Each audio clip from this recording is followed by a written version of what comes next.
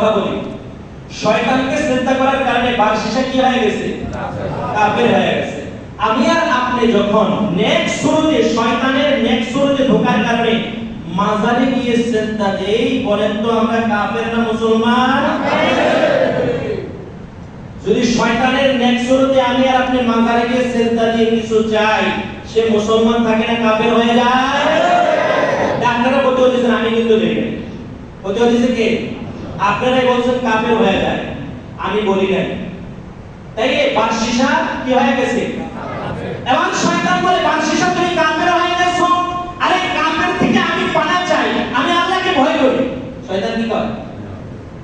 তো বারশিশা আমি কাফের থেকে পানা চাই, আমি কাফের থেকে পানা চাই, আমি আল্লাহকে ভয় করি। অতএব তুমি কাফের হয়ে গেছো, যাও, তোমার সাথে আমার আর কোনো সম্পর্ক নাই, যেহেতু তুমি কাফের হয়ে গেছো। কারণ আমার মিশন সাকসেসফুল হয়ে গেছে। আমার উদ্দেশ্য ছিল তোমাকে কাফের বানানো, আমাকে সিজদা দেওয়া, আমার মিশন সাকসেস। এখন আমি আল্লাহকে ভয় করি, তুমি যাও। বারশিশার মৃত্যুদণ্ড হয়ে গেল, ফাঁসির রায় হয়ে গেল। আমার প্রাণের ভাইরা, এই বারশিশা যখন কাল কিয়ামতের ময়দানে আল্লাহর দরবারে জীবিত হয়ে উঠবে, শয়তানকে সিজদা দিতে দিতে উঠবে, বলেন নাউজুবিল্লাহ। জন্য আমার প্রাণের ভাইরা, যেটা বললাম যে শয়তান আমাদেরকে কি করে নেক্সট সুরতে কিভাবে ধোঁকা দেয়, এই ঘটনা দ্বারা বুঝতেন তো? ঘটনার দ্বারা আমরা এটাই বুঝলাম শয়তান আমাদেরকে কিভাবে, শয়তান কিন্তু আয়েশাই বলে নাই বারশিশা তুমি আমাকে সিজদা করো, অতএব তুমি আল্লাহর সাথে কাউকে শরীক করো, আল্লাহর সাথে শরীক করে আমাকে সিজদা দাও, ডাইরেক্ট বলছে। শয়তান আয়েশা প্রথম কি করছে? ভালো জিনিস দিয়ে তাকে আস্তে আস্তে তার মনটাকে গলাইছে, ভালো ভালো কথা কইলা মনটাকে গলাইছে, এমন ভাবে তাকে কায়দা কইরা পেছের মধ্যে ফালাইছে। এখন সে কাফের হওয়া ছাড়া উপায় নাই, শয়তানকে সিজদা করা ছাড়া তার সামনে কোনো রাস্তাই নাই। হ্যাঁ, সে সাকসেস হইতে পারতো যদি সে সিজদা করার পরেও বেঁচে থাকতে পারত। কারণ শয়তান জানে আমাকে সিজদা করতে কাফের হয়ে গেছে, এখন যদি সে বেঁচে থাকে তাহলে আবার সে তওবা করে মুসলমান হয়ে যাবে। ঠিক কিনা বলেন? শয়তানের মিশন আবার কি হয়ে যাবে? ফেল হয়ে যাবে, মিস হয়ে যাবে। এই কারণে শয়তান তার মিশন সাকসেস হওয়ার সাথে সাথে তার থেকে দূরে সরে গেছে। তার থেকে দূরে সরতে কিভাবে? বলে যে তোমার সাথে আমার কোনো সম্পর্ক নাই, যে আল্লাহর সাথে কাউকে শরীক করতে পারে তার সাথে আমার কোনো সম্পর্ক নাই, কারণ আমি আল্লাহকে ভয় করি। শয়তান কি বলে? এই কথাটাই আল্লাহ সূরা আশরের 16 নম্বর আয়াতে বলেছেন, কামাতালিশ শাইতানি ইয ক্বালা লিল ইনসানি কুফর ফালাম্মা কাফারা ক্বালা ইন্নী বারীউম মিনক ইন্নী আখাফুল্লাহ রাব্বাল আলামিন। শয়তান বলে আমি আল্লাহকে ভয় করি, সারা জাহানের প্রতিপালককে আমি ভয় করি। তুমি কাফের হইতে পারছো, কিন্তু আমি তোমার সাথে আর বন্ধুত্ব রাখতে চাই না। এজন্য আমার প্রাণের ভাইরা, আমি বলতেছিলাম যে শত্রু যদি আমাদের প্রকাশ্য হয় তার থেকে বাঁচা আমাদের জন্য সম্ভব। ঠিক না বলেন?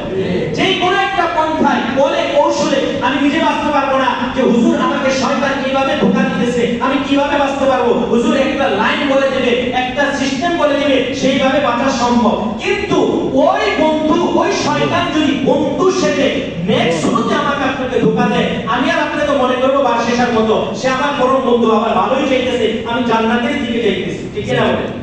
আমি ভালো কাজ করতেছি, মানব সেবা করতেছি। বারশিশা তো মনে করছিল যে আমি মানব সেবা করতেছি, মেয়েটা কোনো থাকার জায়গা নাই, থাকার জায়গা দিলাম, তাকে খাবার দাবার দিলাম, কষ্ট হবে, ঘরে নিয়ে দিয়ে আসলাম, সে পাগল হয়ে যাবে, কথা বললাম তার সাথে, এরপরে না আস্তে আস্তে গিয়ে গুনার মধ্যে লিপ্ত হয়েছে। ঠিক কিনা বলেন? প্রথম কি তাকে প্রথম ইনডাইরেক্টলি কি গুনার মধ্যে লিপ্ত করাইছে? শয়তান এভাবে আমাদেরকে ধোঁকা দেয়। এজন্য আমার প্রাণের ভাইরা, শত্রু যদি প্রকাশ্য হয় তার থেকে বাঁচা সম্ভব, আর যদি শত্রু প্রকাশ্য না হয়ে বন্ধু রূপে সামনে আসে, ধোঁকা দিতে থাকে, ক্ষতি করতে থাকে, এর থেকে বাঁচা আমাদের আদৌ অস্বীকারও সম্ভব নয়, সম্ভব নয়, সম্ভব নয়। ঠিক কিনা? এজন্য সর্বদা আল্লাহর কাছে শয়তান থেকে পানা চাইতে হবে। আল্লাহ, আমি তোমার অভিশপ্ত বিতাড়িত শয়তান থেকে পানা চাই। আউযু বিল্লাহি মিনাশ শাইতানির রাজীম। আল্লাহ, আমি অভিশপ্ত শয়তান থেকে তোমার কাছে পানা চাই। তুমি যদি শয়তান থেকে আমাকে না বাঁচাও, আমার মতো মানুষের শয়তানের ধোঁকা থেকে বাঁচা সম্ভব নয়, কারণ আমার ওই জ্ঞান নাই। কারণ দেখবেন যাদের বেশি জ্ঞান আছে তারা বেশি তাকওয়া হয়, আলেমদের কোরআন হাদিস সম্পর্কে বেশি জ্ঞান আছে তারা বেশি তাকওয়াপূর্ণ হয়, কারণ তারা জানে শয়তান এইভাবে ধোঁকা দিবে, আমাকে এইভাবে বাঁচতে হবে, ঠিক কিনা?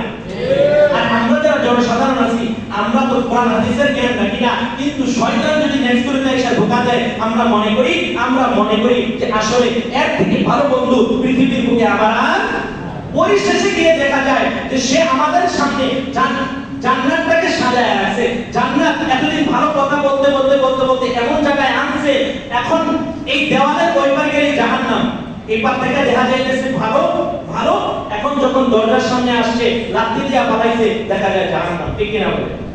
ভালোটা শয়তান যখন প্রকাশ্য না হয়ে অপ্রকাশ্যভাবে আমার আপনার সামনে নেক্সট শুরুতে একসাথে ধোঁকা দেয়, দেখা যাইবে ভালো, কিন্তু তার ফলটা হয়তো আমি কাফের, না হয় মুশরিক, বেদিন, বেঈমান, জাহান্নামের আঙ্গার হয়ে যাব, এটাই তার ফল, ঠিক কিনা বলে?